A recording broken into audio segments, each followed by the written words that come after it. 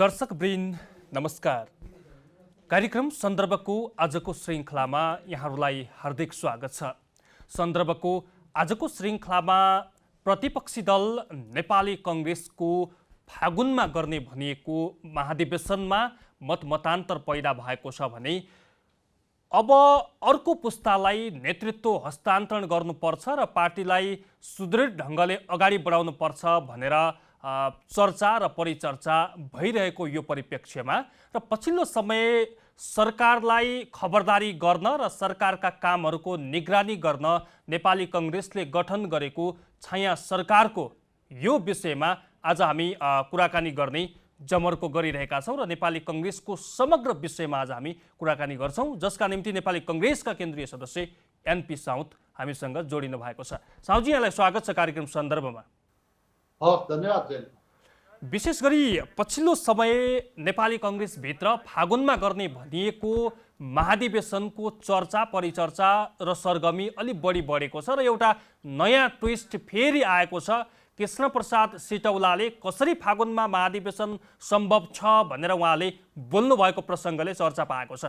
फागुनमा महाधिवेशनको तयारी भइरहेको हो, यतैबाट सुरु गरौँ। अब हामीले लगभग 6-7 महिना अगाडि नै फागुनमा महाधिवेशन गर्ने भनेर निर्णय गरिसकेका छौँ।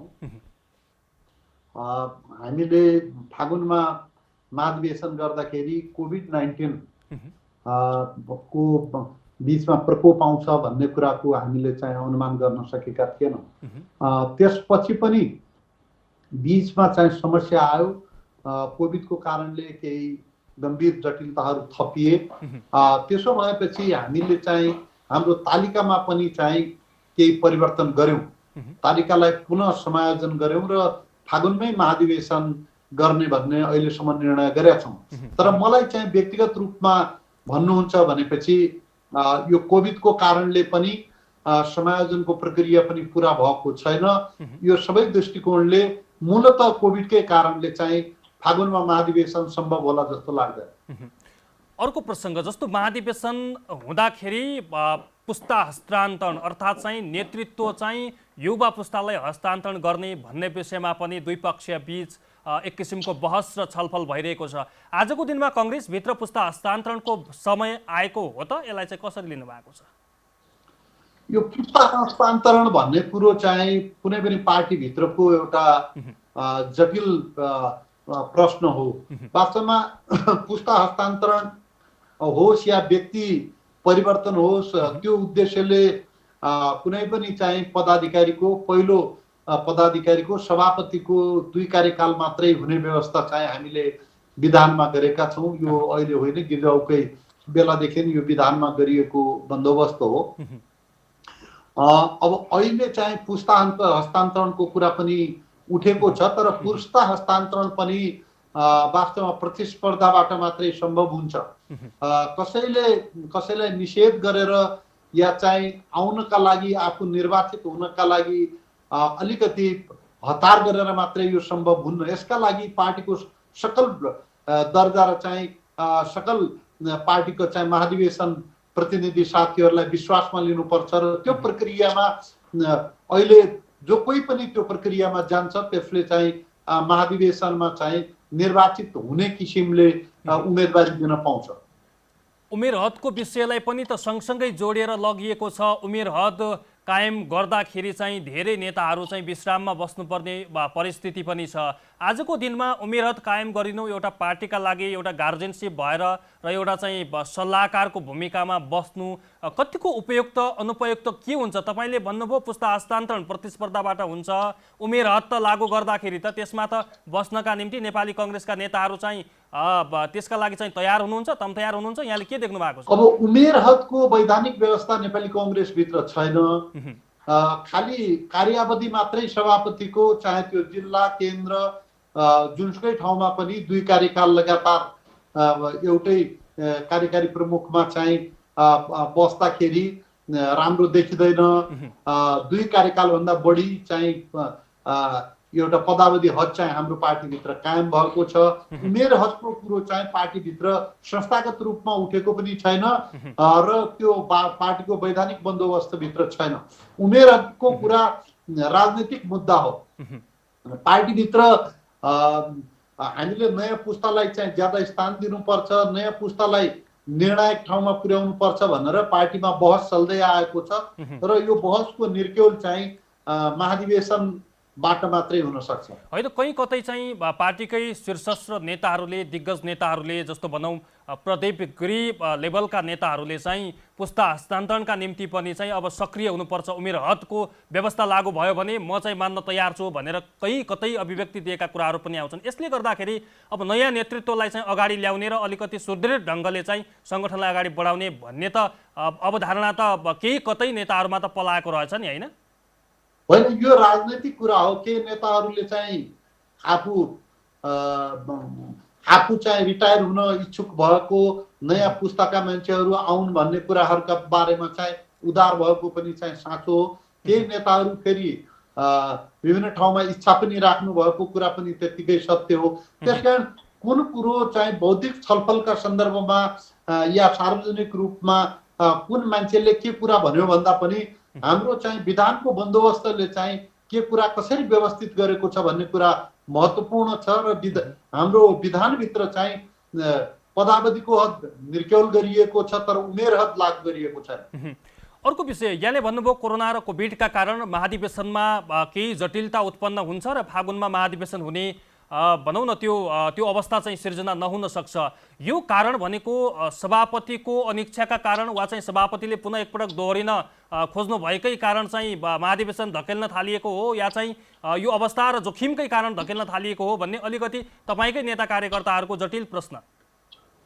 अब यो महाधिवेशन समयभित्र गर्न सकिएको छैन। नेपाली कांग्रेसको अलिकति कार्यशैली पनि अलिकति सुस्त नै छ। योभन्दा अघिल्लो महाधिवेशन पनि 5.5 वर्षमा भएको हो। 5 वर्ष ननागिकन हामीले चाहिँ 5 वर्षमा भन्दा चाँडो हामीले कुनै महाधिवेशन भएको विगतमा पनि देखेका छैनौँ। हामी 48 सालदेखि का सबै महाधिवेशनमा चाहिँ सहभागी हुँदै आएका छौँ र यसरी भन्ने हो भने यो महाधिवेशन पनि आफ्नो पुरानै रीतिथिति अनुसार चाहिँ 5-5.5 वर्षमा चाहिँ हुन सक्ने अवस्था चाहिँ देखिया छ। तर यो 2-4 महिना अगाडि या पछाडिका आधारमा पार्टी सभापति पुनः निर्वाचित हुने या चाहिँ नहुने भन्ने कुरा होइन। वास्तवमा चाहिँ यो कोभिडकै कारणले समयमा महाधिवेशन गर्न सकिरहेका छैनौँ। उहाँले चाहिँ इच्छा चाहिँ जाहेर गर्नु भएको छ, उहाँ पनि कसरतमा र लबिङमा हुनुहुन्छ। सभापति पुनः एकपटक चाहिँ सभापतित्व आफ्नो उम्मेदवारी दावेदारी चाहिँ उहाँले पनि राख्नु भएको छ, यसो बाहिरबाट बुझ्दा। होइन, अब अहिले हामी महाधिवेशनको अत्यन्त पूर्व सन्ध्यामै छौँ। अहिले त गएका महाधिवेशनका सक्रियशील सदस्यहरूलाई नवीकरण गर्ने प्रक्रिया पनि देशभरि पूर्ण रूपमा टुङ्गिसकेको छैन। कतिपय ठाउँमा त 240 निर्वाचन क्षेत्रबाट 165 मा ल्याउने, लगभग 4000 गाउँ विकास समितिबाट करिब 744 मा हामीले चाहिँ स्थानीय इकाइहरूमा, स्थानीय निकायहरूमा चाहिँ हामीले झार्ने, स्थानीय तहमा चाहिँ हामीले चाहिँ समायोजन गर्ने कुरा अहिले पनि चाहिँ पूर्णता हुन सकेको छैन। तपाईँ पनि पार्टीको महत्त्वपूर्ण जिम्मेवारीमा हुनुहुन्छ एनपीजी। तपाईँले चाहिँ पार्टीभित्रका हरेक गतिविधिहरूलाई चाहिँ नजिकबाट निहाल्नुहुन्छ, पार्टीलाई कसरी अगाडि बढाउन सकिन्छ भन्नेमा पनि तपाईँ पनि उत्तिकै चिन्तन राख्ने एउटा व्यक्ति हुनुहुन्छ। आजको दिनमा कृष्ण प्रसाद सिटौलाको युटर्नलाई चाहिँ कसरी लिन सकिन्छ? सिटौलाजीको कुरा के भन्नुभयो? सिटौलाजीको युटर्नलाई उहाँले चाहिँ हिजोका दिनमा होइन निर्धारित समयमै महाधिवेशन गर्नुपर्छ भन्नुभएको छ। हिजोका दिनमा समयमै महाधिवेशन हुनुपर्छ भन्ने चाहिँ सिटौलाजीले अब चाहिँ फागुनमा महाधिवेशन हुने सम्भावना टरेर गयो भनेर अभिव्यक्ति दिनुभएको छ। यो कुरालाई कसरी लिनु भएको छ? उहाँले चाहिँ ढिला हुनुपर्छ या चाँडो हुनुपर्छ भन्ने सापेक्षतामा उहाँले चाहिँ बोल्नुभयो जस्तो लाग्दैन। उहाँले चाहिँ हाम्रो कोभिडको कारणले या अन्य कारणले तयारी पुरा हुन नसकेको हुनाले महाधिवेशन हामीले तोकेको समयमा गर्न गाह्रो छ भन्ने वस्तुस्थिति बताउनु खोजेको जस्तो म बुझ्छु। जस्तो यो सङ्गठन विस्तारमा अलिकति चाहिँ भनौँ न सक्रिय सदस्यता नवीकरणदेखि लिएर सदस्यहरूलाई चाहिँ एकीकृत गर्ने सवालमा मुलुक चाहिँ डिसेन्ट्रलाइजेसनमा गइसकेको यो परिस्थितिमा चाहिँ कङ्ग्रेस सङ्गठन निर्माण र कार्यकर्तालाई चाहिँ एकीकृत गर्नका निम्ति कमजोर बन्दै गएको हो, अलिकति तयारी नपुग्या हो? अब महाधिवेशन एउटा ठुलो उत्सवको रूपमा लिने नेपाली कङ्ग्रेसको जहिले पनि परम्परा छ। अहिले कोभिडका कारणले मुलुक चाहिँ कहिले लकडाउन कहिले निषेधाज्ञा, फेरि पनि निषेधाज्ञा आउने हो कि लागू हुने हो कि भन्ने एउटा सन्तासको वातावरणमा छ। त्यसकारण चाहिँ जुन रूपमा विगतमा हाम्रा महाधिवेशनहरू हुने गर्थे त्यो किसिमको तयारी अहिले पनि हुन सकेका छैन। कोभिडको भ्याक्सिन कहिलेसम्म निस्किन्छ भन्ने कुराको अहिले पनि यकिन गर्न सकिएको अवस्था छैन। त्यसकारण यी सबै दृष्टिकोणबाट हेर्दाखेरि महाधिवेशनको बेला विगतमा देखिएको जस्तो रौनक अहिले आएको छैन। तर समय छ, भविष्यमा चाहिँ देशभरिका साथीहरू, लाखौं साथीहरू यो महाधिवेशनमा पनि आफ्नो सामेली दर्ता गर्नेछन्। कैयौं क्रियाशील सदस्यहरू चाहिँ नयाँ युवाहरू चाहिँ आउनेछन्, नयाँ पुस्ता पनि पार्टीभित्र आउनेछ र पार्टीले चाहिँ नयाँ स्फूर्ति हासिल गर्नेछ भन्ने मैले विश्वास लिएको छु। अब अलिकति अर्को प्रसङ्ग, हिजोका दिनमा चाहिँ नेपाली कङ्ग्रेसले महाधिवेशनको चटारोमा परेर सरकारलाई राम्रोसँग खबरदारी गर्न सकेन कि भन्ने सवालहरू, यस्ता जवाफहरू आइरहँदाखेरि यहाँहरूले चाहिँ एउटा छाया सरकार गठन गर्नुभएको थियो। कङ्ग्रेसले चाहिँ सरकारलाई खबरदारी गर्न छाया सरकार गठन गरेको थियो। तर त्यसको मूल्याङ्कन गर्दा, त्यसको प्रभावकारिता हेर्दा चाहिँ खासै नतिजा प्राप्त गर्न सकेको जस्तो लाग्दैन। यहाँले चाहिँ यो विषयलाई कसरी लिनुभएको छ? छाया सरकारले काम गरिरहेको हो, सरकारलाई गर्नुपर्ने खबरदारी चाहिँ यहाँहरूको पुगेको हो? यो छाया सरकारको अवधारणा हाम्रो मौलिक होइन। वेस्ट मिनिस्टरियल सिस्टममा प्रमुख प्रतिपक्षलाई गभर्मेन्ट इन वेटिङ का रूपमा पर्खिरहेको सरकारको रूपमा लिने गरिन्छ। त्यसै परम्परालाई हामीले चाहिँ धानेर हामीले पनि हाम्रा साथीहरू जो संसदमा निर्वाचित भएर जानुभएको छ या समानुपातिकबाट पनि जानुभएको छ, त्यस्ता साथीहरूले मन्त्रालयको पनि कार्यविभाजन भयो भने सम्बन्धित मन्त्रालयलाई ज्यादा नजिकबाट निहालेर उहाँहरू हेर्न सक्नुहुन्छ। त्यसको बारेमा अवधारणा विकास गर्नलाई पनि राम्रो हुन्छ र त्यसमा केही कमी कमजोरी छ भने पनि सरकारलाई फस्त आलोचना प्रत्यालोचनाबाट रचनात्मक विरोधको मार्फत आफूलाई प्रतिपक्षले प्रस्तुत गर्न सक्छ भन्ने उद्देश्यले हामीले चाहिँ यो छाया सरकारको अवधारणा बमोजिम त्यस्तो किसिमको कार्यविभाजन गरेका हौं। तर अहिले आएर एउटा कुरा के देखिएको छ भने प्रमुख प्रतिपक्षको भूमिका पनि त्यो बेलामा चाहिँ बढेर जान्छ जुन बेला सरकार विस्थापित गर्ने सन्दर्भमा पनि प्रमुख प्रतिपक्षले चाहिँ हस्तक्षेपकारी भूमिका निर्वाह गर्ने आँकडा या स्ट्रेन्थ उसले चाहिँ पार्लियामेन्टमा राख्दछ। त्यो बेलामा पनि भूमिका बढेर जान्छ र अलिकति सरकार आफू प्रजातन्त्रवादी भएका खण्डमा लोकतान्त्रिक मूल्य पद्धति आधारित भएका कारणले प्रतिपक्षलाई पनि यो राज्यको अभिन्न अङ्ग हो र प्रतिपक्षले उठाएका आवाजहरू, सरकारलाई गरेका आलोचनाहरू यसले कुनै न कुनै रूपमा चाहिँ सरकारको काम कारबाहीमा पनि सकारात्मक किसिमले चाहिँ हस्तक्षेप गरिरहेको हुन्छ, सकारात्मक किसिमले यसको असर परिरहेको हुन्छ भनेर आत्मसात गर्ने यदि सरकार भयो भनेपछि प्रतिपक्षको पनि चाहिँ रचनात्मक भूमिका हुन्छ। अहिले यो सरकार आफू बाहेकका राजनीतिक दलहरूसँग निषेधको राजनीति गर्दैछ र एकाङ्की किसिमले चाहिँ अगाडि बढ्नु खोज्दैछ। होइन, हिजोका केही गतिविधिहरूले चाहिँ के देखायो भने बलियो प्रतिपक्षी हुनुपर्ने, खबरदारी गर्नुपर्ने, सरकारले हरेक विषयमा चाहिँ अलिकति बलियो भएर उभिनुपर्ने अवस्थामा चाहिँ कङ्ग्रेसकै पार्टी सभापति लगायतका केही नेताहरूले चाहिँ भनौँ न प्रधानमन्त्रीसँग परामर्श गरेर झन्डै झन्डै सरकारमा सहभागिता जनाउँछ कि भन्ने किसिमका चाहिँ समाचारहरू बाहिरिए। यी कति सत्य कति भ्रामक होलान्। तर यो अवस्थामा त प्रतिपक्षीले चाहिँ आफ्नो भूमिका बिर्सेको जस्तो, आफ्नै आन्तरिक किचलोमा फसे जस्तो यो लाग्दैन यहाँलाई? यो तपाईले भन्नुभएको एउटा कुरा चाहिँ के सत्य हो भने यो प्रमुख प्रतिपक्षले यस्तो अवस्थामा चाहिँ अलिकति हस्तक्षेपकारी भूमिका खेल्नुपर्ने हो, आन्दोलनका कार्यक्रमहरू ल्याउनु पर्ने हो, ज्यादा आक्रामक रूपमा चाहिँ प्रस्तुत हुनुपर्ने हो, चाहे त्यो सडक होस्, चाहे सदन होस्, चाहे बाहिर होस्, एउटा नीतिगत रूपमा पनि आन्दोलनकारी छविका साथ अगाडि बढ्नु पर्नेमा त्यसमा कमी कमजोरी भयो कि भनेर चाहिँ कतिपय ठाउँबाट आलोचना भएको छ। तर यसरी भएको कमी कमजोरीको पछाडि पृष्ठभागमा यो कोभिड-19 को चाहिँ सन्तासले चाहिँ काम गरेको छ। अहिले यदि कोभिड-19 नहुँदो हो त, कोरोना नहुँदो हो त वास्तवमा नेपाली कङ्ग्रेस अहिले चाहिँ स्ट्रिटमा भएको अवस्था हुन्थ्यो होला। तर जहाँसम्म तपाईँले चाहिँ नेपाली कङ्ग्रेस सरकारमा सहभागी हुन्छ कि या सरकारसँग नेपाली कङ्ग्रेसको कुनै मिलेमतो किसिमको छ कि भने जस्तो तपाईँले आशंका जाहेर गर्नुभयो।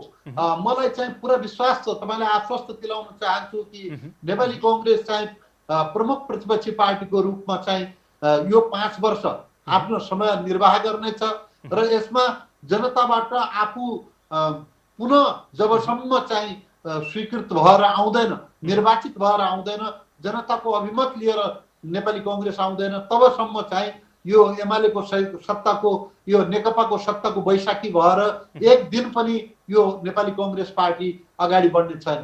तर कहिलेकाहीँ राजनैतिक घटना परिघटनामा हाम्रो पार्टीका नेताहरू र चाहिँ प्रधानमन्त्रीको बिचमा चाहिँ भेटघाट भइरहेको छ, चाहे त्यो संवैधानिक नियुक्तिका कुरा होस्, चाहे त्यो ज्ञापन पत्र दिने कुरा होस्। हाम्रो पार्टीका सभापति, हाम्रो पार्टीका वरिष्ठ नेता पनि कहिलेकाहीँ चाहिँ भेटघाट हुनुलाई चाहिँ राजनैतिक संस्कारकै आधारमा व्याख्या गर्नुपर्छ, यसलाई अन्यथा रूपमा लिनु हुँदैन। कोरोना सन्तास एकातिर छ, कोरोनाबाट जनताहरू चाहिँ त्राहिमाम छन्। दैनिक ज्याला मजदुरी गरेर खाने वर्गहरूलाई चाहिँ जीविकोपार्जन गर्न निकै धौधौ भएको छ। विप्रेषणबाट धानिएको अर्थतन्त्रमा केही मात्रामा चाहिँ गिरावट आएको छ।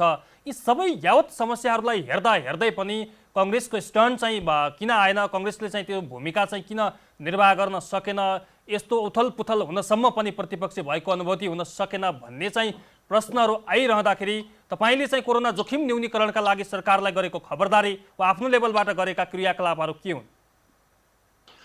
अब म तपाईँसँग के भन्न चाहन्छु भने यो सरकार यति ज्यादा अलोकप्रिय भइसकेको छ, यसले गएको निर्वाचनमा स्थायित्वको नारामा भोट माग्यो, यसले समृद्धिको नारामा भोट माग्यो, यसले चाहिँ कहिले रेल ल्याउने सपना बाँड्यो, कहिले पानी जहाज ल्याउने सपना बाँड्यो।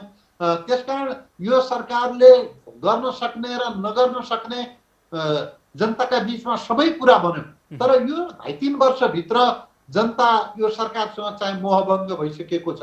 त्यसकारण 5 वर्षका लागि जनताबाटै अनुमोदित भएर आएको सरकार भए पनि जनताको आशा र अपेक्षा के छ भने यो सरकार विगतकै सरकारहरू जसरी छोटै समयमा, अल्प समयमै यो सरकारको अवसान होस् भन्ने जनताको अपेक्षा छ।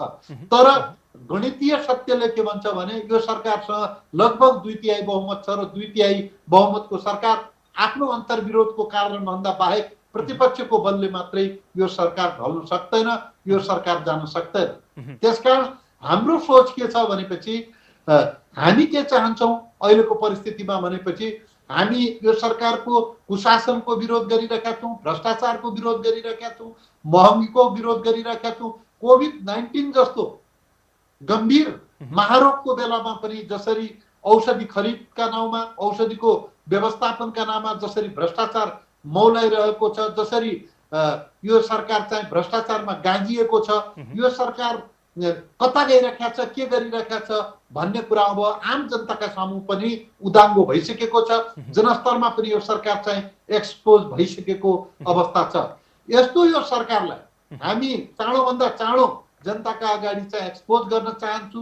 हाम्रो संसदीय फाँट पनि गृह कार्य गरिरहेका छ र हामी चाहिँ कोभिड, भ्रष्टाचार र अन्य विषयहरूलाई लिएर चाहिँ आवश्यक पर्यो भने विशेष महाधिवेशनमा, संसदको विशेष अधिवेशनका लागि पनि चाहिँ हामी जान सक्छौँ र जरुरत परेका खण्डमा सोशल डिस्टेन्स मेन्टेन गरेर भए पनि आन्दोलनका केही कार्यक्रमहरू यसै बिचमा पनि आउन सक्ने अवस्था देखेका छौँ।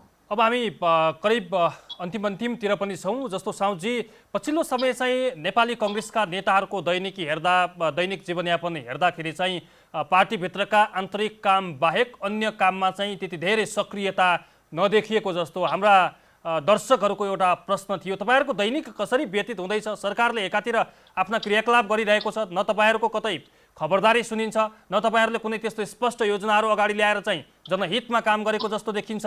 तपाईँहरू के गरिरहनु भएको छ भनेर तपाईँकै कार्यकर्ताले यो कार्यक्रम रेकर्ड हुनु पूर्व चाहिँ सामाजिक सञ्जालमा छोडेको यो प्रश्न छ, यसलाई कसरी लिनुहुन्छ? हेर्नुहोस्, यो जनता टेलिभिजनमा म चाहिँ आइगइरहेको थिएँ, कहिलेकाहीँ तपाईँहरूसँग चाहिँ त्यहीँ बसेर गफगाफ चियापान पनि हुन्थ्यो र चाहिँ इन्टरभ्यू पनि त्यहीँ लिने गर्थ्यौँ। आज तपाईँ र म चाहिँ टाढाबाट जुमबाट चाहिँ इन्टरभ्यू लिनुपर्ने अवस्था हाम्रा अगाडि भाइबरबाट इन्टरभ्यू लिनुपर्ने हाम्रो अगाडि अवस्था सिर्जना भएको छ। यो कोभिड-19 का कारणले हो र हाम्रो पार्टीभित्र पनि यो कोभिड-19 को कारणले ठुला आन्दोलनका कार्यक्रमहरू तत्काल गर्न सकिने अवस्था छैन। जुलुसहरू, आमसभाहरू ठाउँ ठाउँमा गर्न सकिने अवस्था छैन। हाम्रा नेताहरू पनि चाहिँ नेताहरूसँग कतिपय ठाउँमा कतिपय बेलामा भेटघाटका लागि एप्रोच गर्दाखेरि हाम्रो लेभलका मान्छेहरूले भेटघाट गर्दाखेरि पनि फोनैबाट कुरा गराउन भन्ने किसिमको स्थिति छ। अहिले सरकारमा भएका मान्छेहरू पनि आफ्नो दायित्व चाहिँ सकभर सोशल डिस्टेन्स मेन्टेन गरेरै निर्वाह गरिराख्नु भएको छ र सरकारको चाहिँ स्वास्थ्य सम्बन्धी प्रोटोकलले पनि लगातार त्यसै भनिरहेका छ। आज 450-500 जना मान्छेहरू नेपालीहरू चाहिँ आज कोरोनाका कारणले दिवंगत भइसकेका छन् भनेपछि 18-20 हजारको संख्या सक्रिय संक्रमितहरूको पुगिसकेको छ र सरकार आफैले भनेको छ कि 25 हजार भन्दा बढी संक्रमित भएका खण्डमा पुनः लकडाउनमा जानुपर्ने हुन सक्छ, किनभने हामीले त्योभन्दा ज्यादा चाहिँ हामीले चाहिँ म्यानेज गर्न सक्ने, तिनीहरूलाई चाहिँ व्यवस्थापन गर्न सक्ने सक्रिय संक्रमितहरूको हामीसँग चाहिँ स्ट्रेन्थ छैन भनेर भनिरहेका अवस्था छ। त्यसकारण यी सबै कुरालाई दृष्टिगत गरेर देशभरिका साथीहरू, देशभरिका पार्टीका साथीहरू, शुभेच्छुक साथीहरू, आम जनता दाजुभाइहरू, दिदीबहिनीहरूलाई आग्रह गरेर हामी के भन्न चाहन्छौँ भने नेपाली कांग्रेस आफ्नो किसिमले संसद भएको बेला संसदमा सक्रिय थियो। अहिले पनि लगातार नेताहरू, चाहे पार्टी सभापति हुन्, चाहे वरिष्ठ नेता हुन्, चाहे अन्य पदाधिकारी हुन्, हामीहरूले चाहिँ पटक पटक हामीले चाहिँ प्रधानमन्त्रीदेखि लिएर सरकारका जिम्मेवार तह र तबकासम्म हामी पुगेका छौँ। हामीले जनताका, आम जनताका सरोकारका कुराहरूलाई हामीले राखेका छौँ र आवश्यक परेका खण्डमा चाहिँ हामी आन्दोलनमा पनि जान तयार छौँ। तर अहिले सबै कुरा चाहिँ सोशल डिस्टेन्सको आधारमा मात्रै गर्नुपर्ने विश्वव्यापी अहिले कोभिडको मान्यता पनि भएको, सरकारको पनि त्यही प्रोटोकल भएको, WHO को त्यही प्रोटोकल भएको हुनाले चाहिँ हामीले त्यही रूपमा यसलाई आत्मसात गर्ने। पार्टीभित्र चाहिँ अलिकति संस्थापन पक्ष र इतर पक्ष भनेर जसरी बाहिर आएको छ, संस्थापन र इतर पक्ष बीच मतमतान्तरहरू, वैचारिक बहसहरू हुनु पार्टीभित्रका लागि एउटा स्वाभाविक पनि होला। तर यो पछिल्लो राजनैतिक वृत्तमा कांग्रेसभित्र देखिएको यो छताछुल्लपनले गर्दाखेरि आजैका दिनमा पनि महाधिवेशन हुनु पूर्व कतिपय नेताहरूले चाहिँ युवा पुस्ताले पनि आफ्नो सभापतिका निम्ति दावेदारी प्रस्तुत गरिरहँदाखेरि अब कांग्रेसको भविष्य कता भनेर कहीँ कतै अन्यलता जस्तो छाएको यो परिस्थितिमा चाहिँ यहाँले चाहिँ पार्टीको आगामी यात्रालाई चाहिँ कसरी, दृष्टान्तलाई चाहिँ कसरी लिनुभएको छ? अब यो चाहिँ पार्टीमा एउटा उकुस मुकुस छ। विशेष गरेर गएको आम निर्वाचनमा पार्टी पराजित भइसकेपछि र अहिलेको नेकपाले 2/3 बहुमत प्राप्त गरिसकेपछि अबको पार्टीको रोडम्याप भनेको कसरी हामी नेपाली कांग्रेसलाई, नेकपा पार्टी नेपाली कांग्रेसलाई पुनर्स्थापित गरेर नेकपालाई चाहिँ विस्थापित गर्न सक्छौँ र कमसेकम सकभर हामीले चाहिँ बहुमत प्राप्त पार्टीका रूपमा आफूलाई रूपान्तरण गर्न सक्छौँ र नभए पनि सबभन्दा ठुलो पार्टीको रूपमा आगामी निर्वाचनमा कसरी आउन सक्छौँ भन्ने कुरा हाम्रा अगाडिको चाहिँ प्रमुख चुनौती हो। यही चुनौतीलाई दृष्टिगत गरेर हाम्रो संगठन गाउँ बस्तीसम्म विस्तार हुन जरुरी छ। युवाहरू नेपाली कांग्रेससँग जोडिनु जरुरी छ। आदिवासी जनजाति समावेशी तह र तबका जो गाउँठाउँमा छरिएको छ, गाउँठाउँमा छरिएर बसेको छ, त्यो कुनै न कुनै रूपमा चाहिँ पार्टीसँग जोडिन जरुरी छ। यसको बारेमा यो सक्रिय सदस्यतालाई चाहिँ अभियानका रूपमा सञ्चालन गरेर हुन्छ कि महाधिवेशनलाई एउटा सांस्कृतिक उत्सवका रूपमा रूपान्तरण गरेर हुन्छ कि या पार्टीका केही अभियानहरू, कार्यक्रमहरू या पार्टीका केही ठोस आन्दोलनहरू निर्वाचनभन्दा अगाडि यसरी हामीले चाहिँ जबरजस्ती किसिमले चाहिँ अगाडि बढाउनु पर्छ, जसको आधारमा चाहिँ जनता नेपाली कांग्रेसतिर पुनः फर्किन सकोस्, आबद्ध हुन सकोस्, जनता नेपाली कांग्रेससँग जोडिन सकोस्। यो रणनीतिबाट जबसम्म हामी अगाडि बढ्न सक्दैनौँ, जान सक्दैनौँ, तबसम्म कुनै ठोस परिणाम निस्किन सक्दैन। र धेरै मान्छेहरूको चिन्ता, परिवर्तनको आकांक्षा नेपाली कांग्रेसको सबलीकरणसँग, नेपाली कांग्रेसको पुनर्स्थापनासँग सम्बन्धित भएको मैले महसुस गरेँ। अन्तमा साउजी, अहिलेको चाहिँ कलहको बिन्दु अर्थात् यसलाई चाहिँ निमित्यान्न पार्ने अर्थात् यसबाट चाहिँ उन्मुक्ति पाएर चाहिँ पार्टीलाई डिक्का बनाएर लैजान सक्ने विकल्पलाई चाहिँ यहाँले कसरी लिनुहुन्छ? जस्तो पौडेल पक्ष र चाहिँ संस्थापन पक्ष 20 देखिने कतिपय मतमतान्तरको मध्यमार्गी बाटो चाहिँ के हुन सक्छ आज बताइदिनुहोस् दर्शकलाई। अब हामी प्रतिपक्षमा छौँ र इतिहासमै नेपाली कङ्ग्रेस सबभन्दा ज्यादा कमजोर अवस्थामा रहेको क्षणमा छ। त्यसकारण हामीले आफ्ना अन्तर्विरोधहरू आफ्ना फरक मतहरूलाई पनि चाहिँ प्रजातान्त्रिक किसिमले नै व्यवस्थापित गर्नुपर्ने चुनौती हाम्रो अगाडि छ। एकजुट काङ्ग्रेस त वास्तवमा नेकपासँग चाहिँ सामना गर्नका लागि गएको निर्वाचनमा पर्याप्त भएन। विभाजित भएर आपसमा झगडा गरेर झगडा पनि कमिटी पद्धतिभित्र मर्यादित किसिमले होइन कि खुलेआम र छताछुल्लो किसिमले यदि मतभेद र आफ्ना बिचको झगडा बाहिर गयो भने यसले पार्टीलाई झन् कमजोर गर्छ। त्यसकारण हाम्रा नेताहरू लामो समयसम्म उहाँहरूले चाहिँ जेल जीवन व्यतीत पनि गर्नुभएको छ।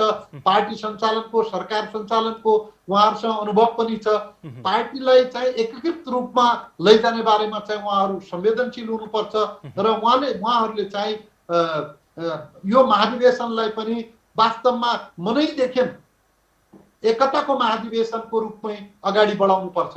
वास्तवमा जित्नेले हार्नेलाई समायोजन गर्नुपर्छ र हार्नेले जित्नेको नीति कार्यक्रमलाई मनैदेखि वचनैदेखि सहयोग गर्नुपर्छ। महाधिवेशनको म्यान्डेट यही हो भन्ने मैले चाहिँ महसुस गरेँ। हस्, यहाँको महत्त्वपूर्ण समयका लागि म धेरै धेरै धन्यवाद दिन चाहन्छु। तपाईँले सम्झिनुभयो, जनता टेलिभिजनलाई पनि आफ्ना विचारहरू सम्प्रेषणको अवसर दिनुभएकोमा तपाईँहरूको प्रति कृतज्ञता व्यक्त गर्दछु। हस्, धन्यवाद। दर्शकवृन्द, कार्यक्रम सन्दर्भको आजको अङ्कमा नेपाली कङ्ग्रेसभित्र देखिएको पछिल्लो मतमतान्तर, मतभेद र नेपाली कङ्ग्रेसको आगामी खाका, नेपाली कङ्ग्रेसले गठन गरेको छाया सरकारको प्रभावकारिता र नेपाली कङ्ग्रेस बलियो प्रतिपक्षको भूमिकामा बस्न नसक्नुको स्थिति परिस्थिति र संस्थापन र इतर पक्षबीच देखिएका छताछुल्ला यी यावत विषयहरूमा चाहिँ आज हामीले कुराकानी गऱ्यौँ। आजका लागि सन्दर्भको समय सकिएको छ। खेम्बम बिदा हुन्छु। नमस्कार।